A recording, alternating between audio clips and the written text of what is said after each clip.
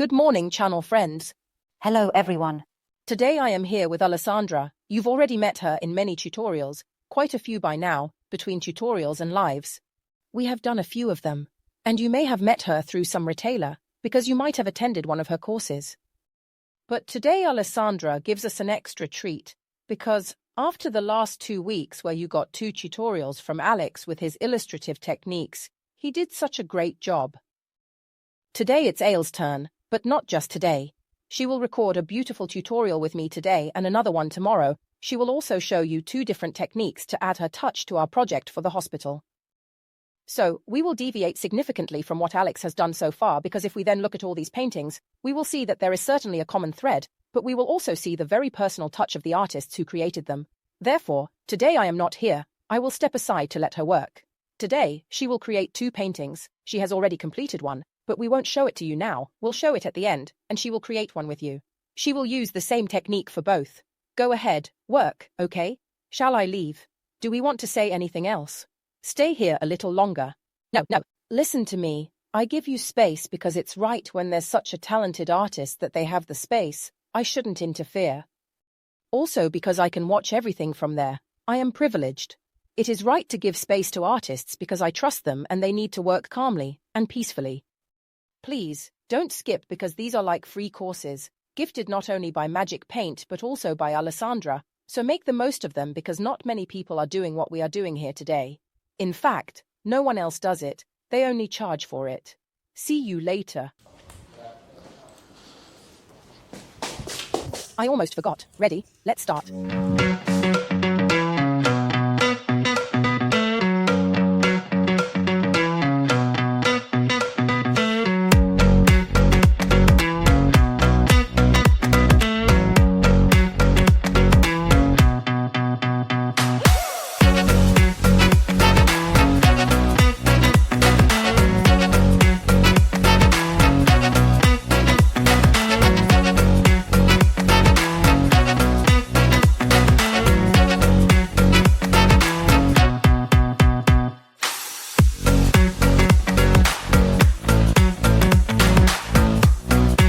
The monument we will be depicting today is St. Mark's Campanile. For this project, I will teach you an easy and effective technique.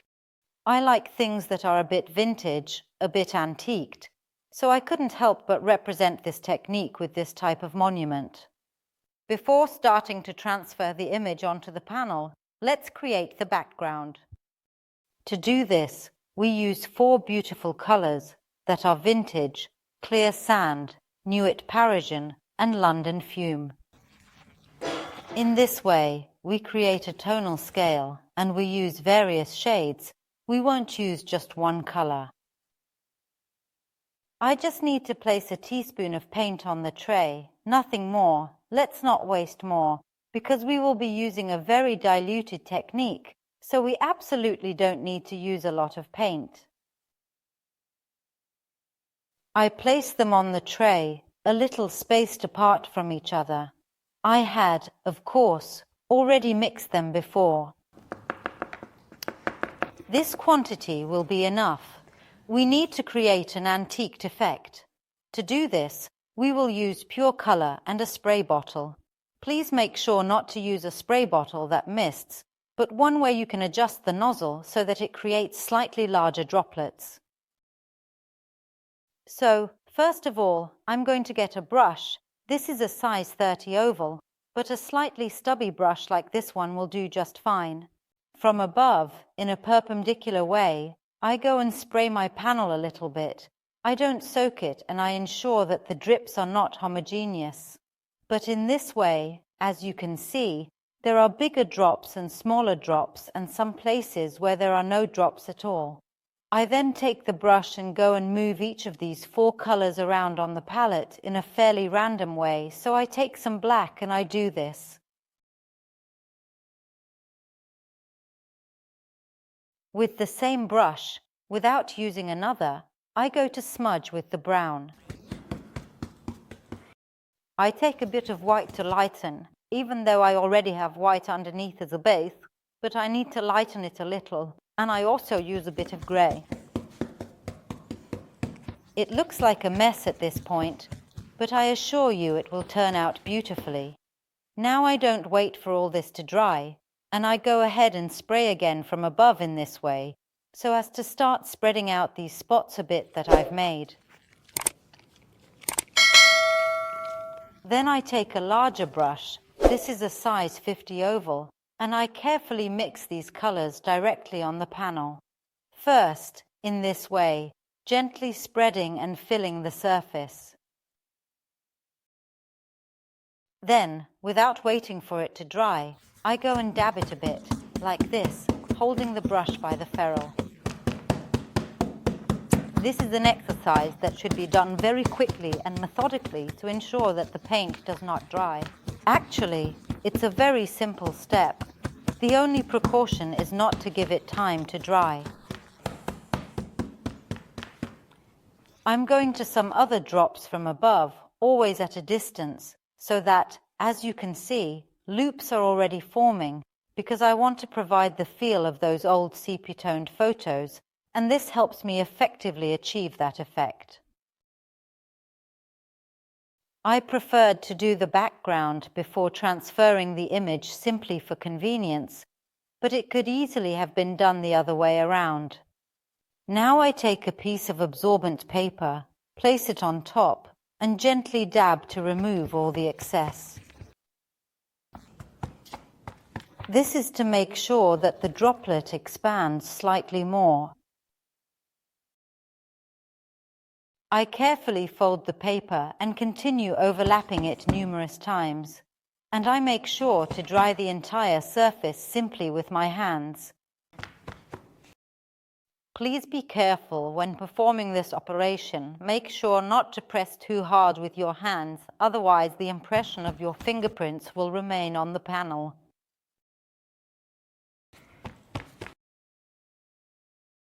The drawing we need to transfer is St. Mark's Campanile. For this technique, which should be a technique that, while not necessarily quick, should simplify our task a bit, we use graphite paper. It is a sheet that has graphite on the back. We place it on the panel where we need to draw. We lay the sheet down and trace over it with a pen or a pencil. The important thing is that it has a sharp tip. We can say that so that our design can be transferred on the sheet. If for safety we want to secure the sheet with paper tape, we can do so. In this case, I won't do it because the drawing fits the panel. So, simply with a pen I will trace over the entire text in the case of the writing, and in the case of the drawing I will trace what I consider to be the main lines, because we said we want this to resemble those old postcards that are a bit faded, a bit ethereal. Therefore, I will only mark the main lines, not all the details, because this should not be a hyperrealistic drawing, it should be somewhat ethereal, so I will only mark the main references. I start with the writing, trying to keep my hand as steady as possible, because the more precise my drawing is, the easier it will be when I paint it. I'll show you, without moving the paper, how it gets transferred. See how well it transferred.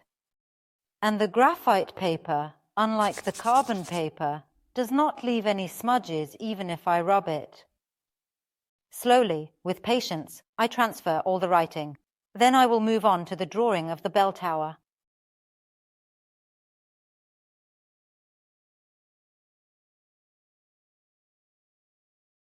Since this drawing is very geometric, to be even more precise I use a ruler, but a wooden stick works just as well. This way I am able to trace the lines very precisely and do exactly what I did before with the writing. As I mentioned, I outline the main references. Then I will add all the details while keeping the image simply beside me. I'm certainly not going to insist on creating 1,000 lines that will only cause confusion, so just the main references. You see that with the ruler it is done quickly and, above all, you get a more precise line. In the case of a non-geometric design, you can go ahead by freehand just as I did for the writing.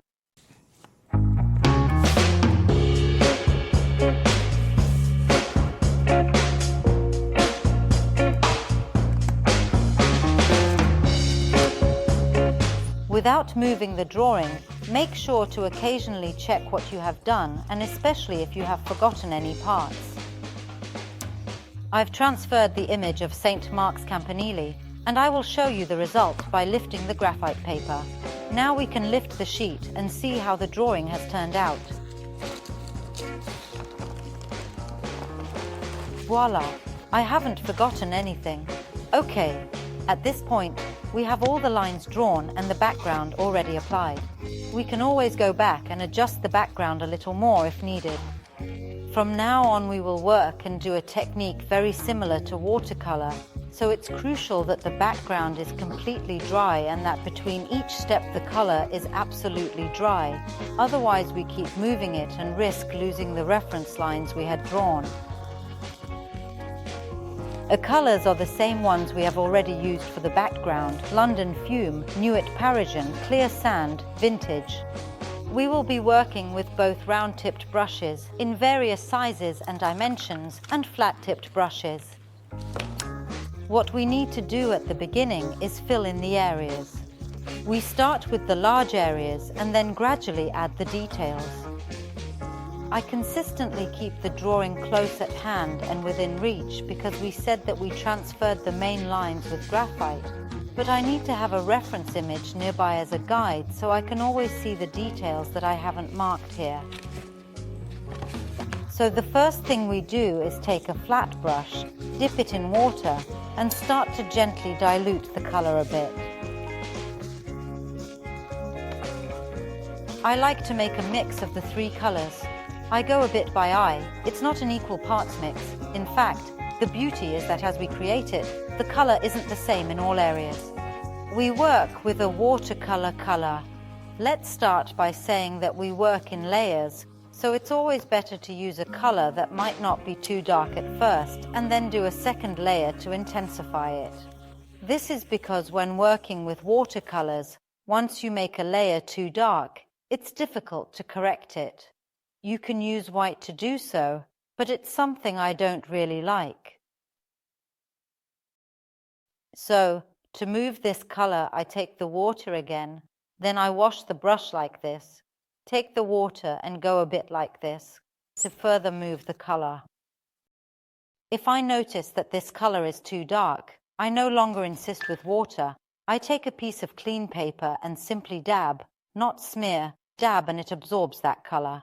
This way, you can see how it lightens up. If I want to insist further, I do a second pass when this is dry. I continue with the other part of the spire of St. Mark's Campanile. I do a focused job. I stay within the edges because I don't want to lose my reference lines, as in the end, in some areas, I will define them with a fine brush.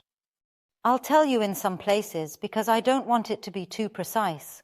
We said it should somewhat resemble those postcards worn by time, marked by time. So marking all the lines would almost seem fake.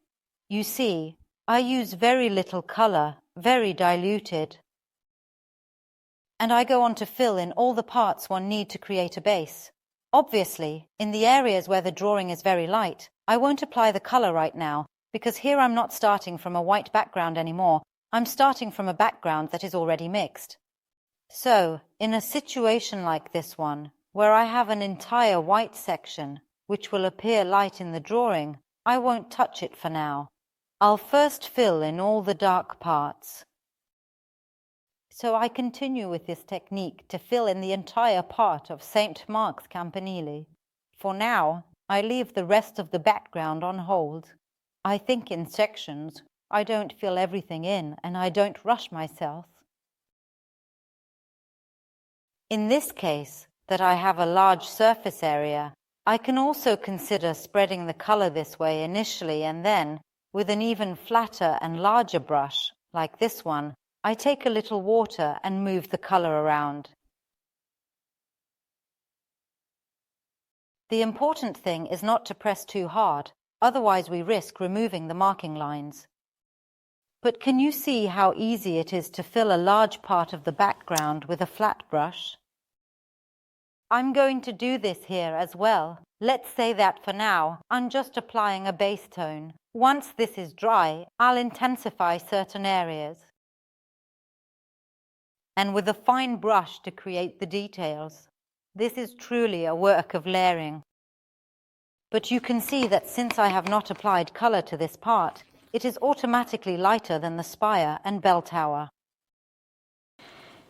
While this dries, I start to define the building I have on the side, just as a sketch, which in this case we see is very illuminated at the top, so we use the same technique as we did before.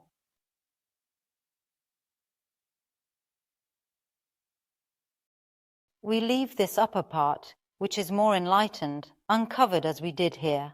So, I start from this floor and fill it in this way, moving the color. I just take a little bit and move it. I really use very little color.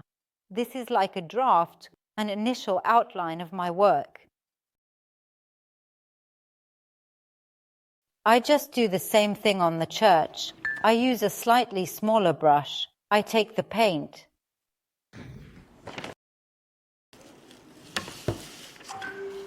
I notice that this part is more in the light, so I won't do it at the moment. I'll work on all the arches that I see in shadow. I try to stay within the edges, but the brushstroke, as you can see, is not very precise, because watercolor is characterized by having this fresh, spontaneous brushstroke and not being overly studied.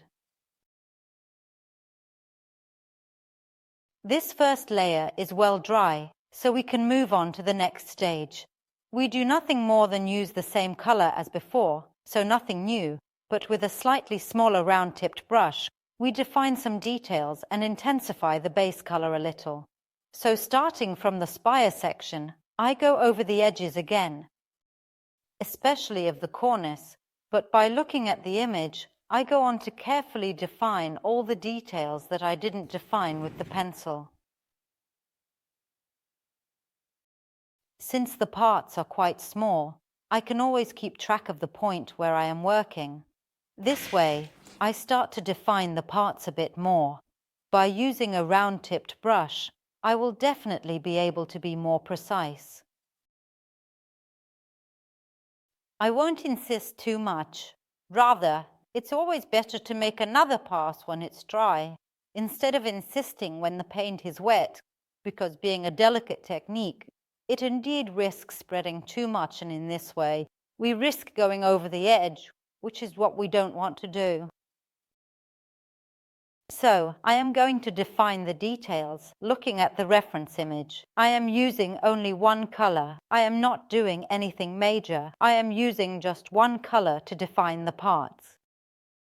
I do it in a rather sketchy way, because if it is to give the image of an old postcard, even the edges should be quite jagged, like an old photograph. If I see that the color is a bit darker than desired, I simply take a little bit of water to clean the brush and spread the color a bit. This way, I manage to achieve a lighter shade. The illusion is that I'm using many colors, when in fact I'm only using one.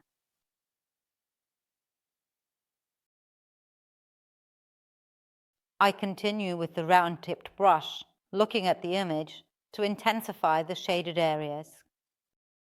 Let's say that the light parts won't actually be done because my base color will be the entire light part.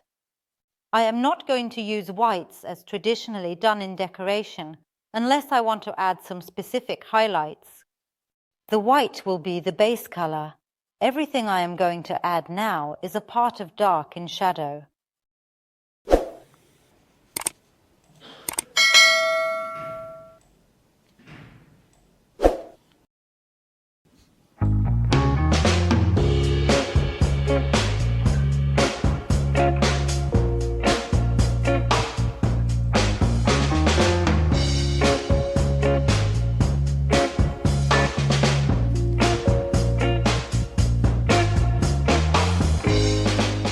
For the writing, I created a color by mixing vintage and London Fumé. They are the same colors I have used before, but in this case, I diluted them less as I wanted the writing to be darker than the drawing, as I need it to be visible from a distance. As you can see, I am using a very fine round-tipped brush to be precise and stay within the lines. Let's say that by indeed using the purest color, it's also easier to stay within the lines. Then, if at the end of the work I find that it is still too light, I would rather do a second application by going over the writing again.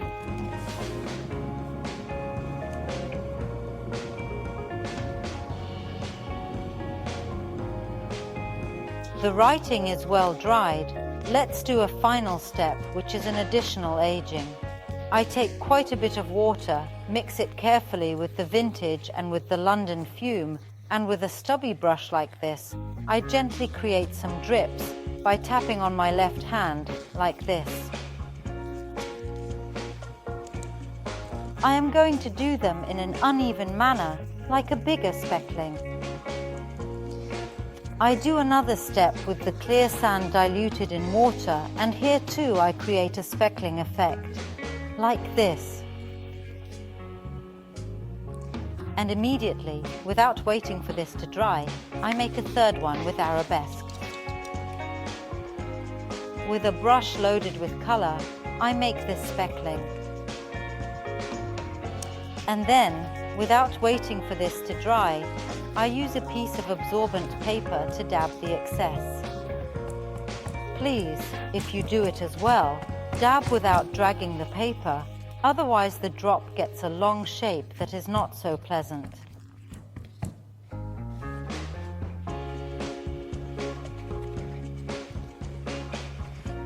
Now, I let it dry by leaving the panel resting horizontally.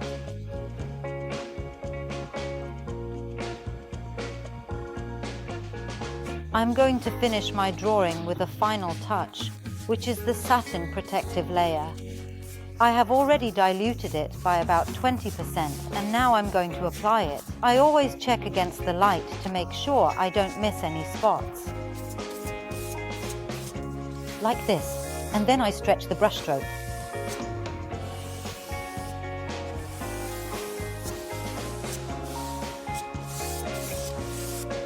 The protective layer is done. Now we wait for it to dry. We'll call Elisa to see if she likes this drawing. These two paintings are finished. We will see you again tomorrow. You'll work more than me for another pair of paintings. So tomorrow we will create 2 more paintings, which we will show in another tutorial, and they will complete Alessandra's collection. The paintings will then all be placed on the doors of the rooms, and you will see the final result, always with me and Emma, with the paintings in their place. So you will see how much joy they will bring to this ward of the Cuorgné hospital. Now I'll show them to you up close because, well, I have an overwhelming fondness for Venice, so everyone knows that I absolutely adore Venice. I go there at least 3 to 4 times a year, and so I have my favorite one. But it is also very pleasant. I like it. It's elegant. Alex is right. We called him and he said they look like old paintings, sepia-colored, like old photographs. Let it not be said that among us artists we do not talk to each other and there is jealousy.